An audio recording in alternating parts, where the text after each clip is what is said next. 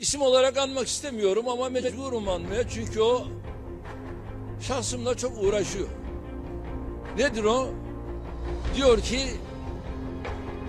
Türk milletiyle değil ama bizim diyor Erdoğan'la sıkıntımız var. Sayın Bakan, senin şahsımla daha çok sıkıntın olacak. Defalarca bunu zaten sana söyledim. Ama dinlemiyorsun. Bak, senin tarih bilgin de yok dedim. Sen Fransa'nın tarihini de bilmiyorsun. Önce Türk milletiyle uğraşma. Türkiye ile uğraşma. Afrika'nın tarihi adeta Fransa'nın tarihidir. Cezayir'de 1 milyon insanı öldüren sizsiniz. Ruanda'da 800 bin insanı öldüren sizsiniz. Siz bize insanlık dersi veremezsiniz. Önce bunu öğren.